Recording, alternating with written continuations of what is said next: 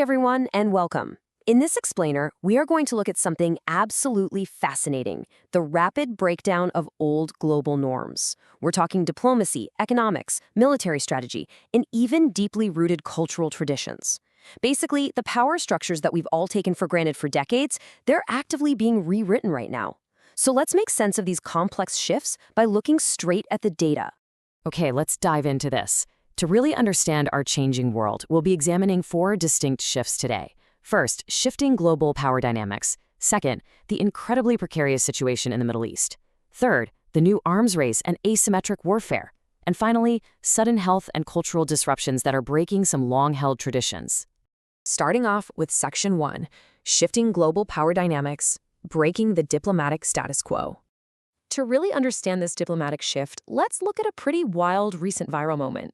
During a visit to Norway, the Indian Prime Minister was heckled by a Norwegian journalist who suddenly shouted out, "Prime Minister Modi, why don't you take some questions from the freest in the world?"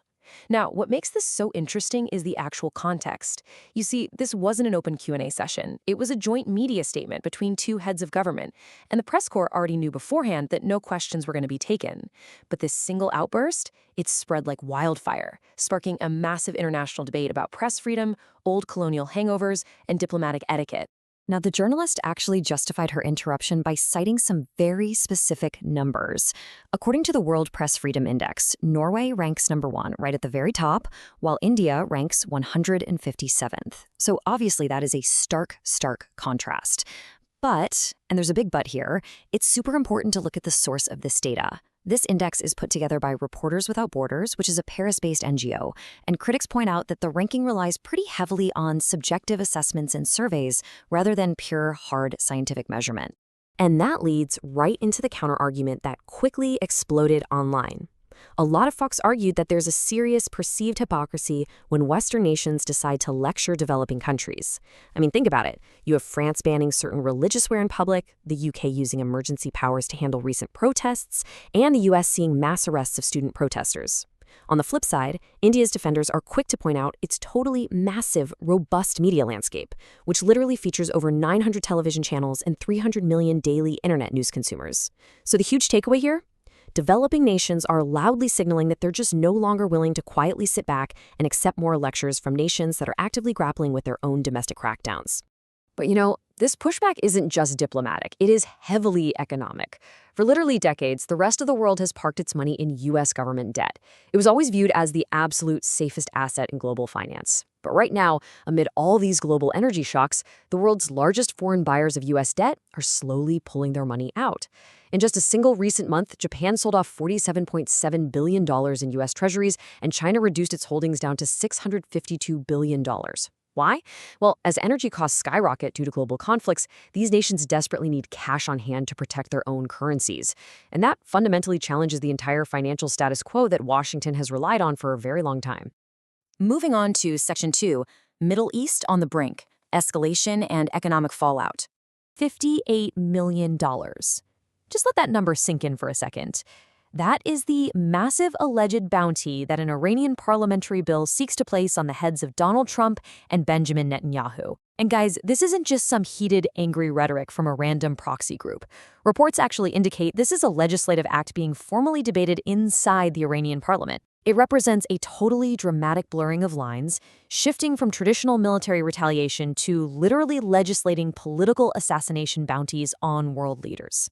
But behind the scenes, there's an incredibly precarious balancing act taking place.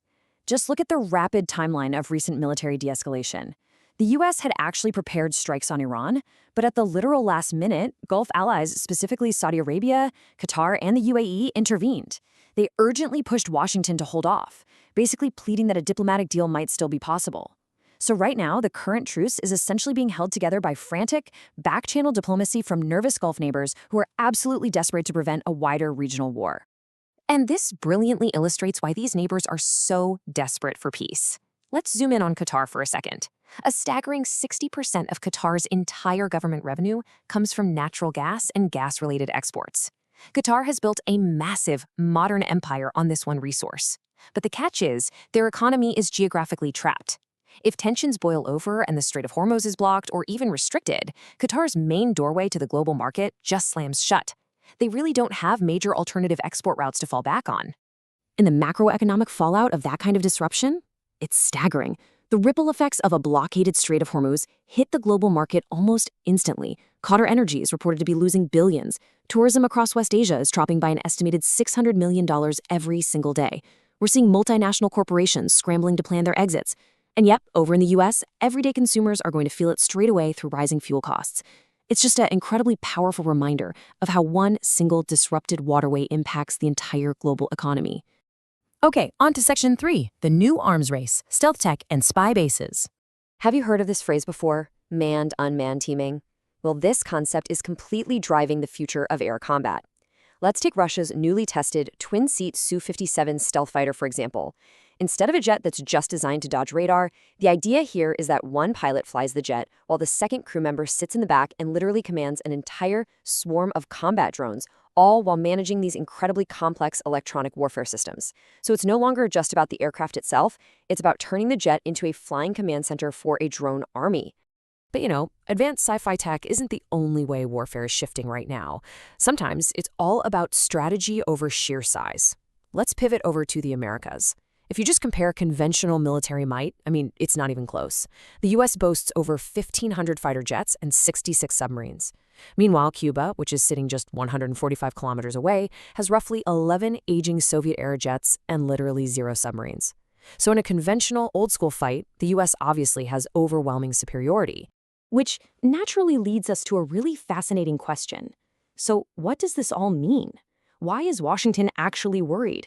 If the conventional military disparity is that incredibly massive, what is keeping military planners in the U.S. awake at night right now? Well, the answer is asymmetric warfare and shifting geopolitical alliances. Recent reports claim that Cuba has purchased over 300 military drones, most likely sourcing them from places like Russia or Iran.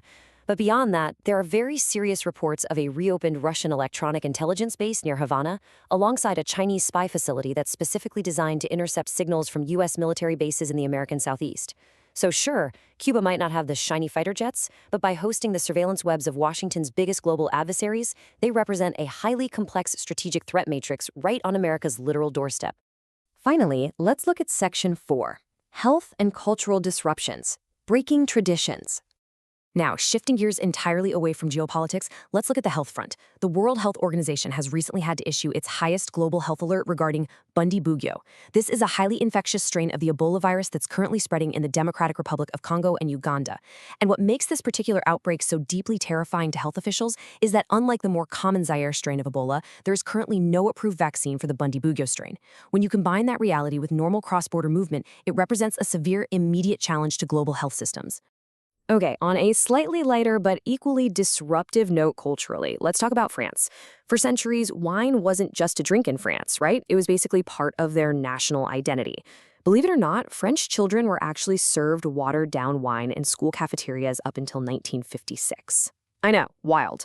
But times have drastically changed. Back in the 1960s, the average French person drank about 127 liters of wine every single year. Today, that number has absolutely plummeted to just 40 liters. In fact, for the first time in modern history, France is actually drinking more beer than wine. So why in the world is this 70-year low happening? Well, it's a perfect storm of modern economic pressures and shifting lifestyles. Economic inflation has basically turned wine from an everyday casual staple into a much more expensive occasion drink. Plus, we're seeing the huge rise of the sober, curious movement among adults who are simply choosing to drink less alcohol overall. You add in a totally exploding craft beer scene that just fits a modern, fast-paced life a bit better, and a Generation Z that vastly prefers cheaper, more casual options, and boom, you have the complete reshaping of a massive cultural tradition. So, from the tense halls of diplomacy and the volatile waters of the Middle East, to the high-tech skies of future warfare, and yes, even the dining tables of France, the global status quo is changing, and it's changing fast. Which leaves me with this final provocative thought for you to ponder. How will these rapid geopolitical, economic, and cultural shifts redefine our world in the next decade? The rules are literally being rewritten as we speak, and understanding how interconnected these elements are is the very first step to seeing where we're headed next. Thank you so much for joining me on this explainer. Keep asking questions, keep looking at the data, and I'll see you next time.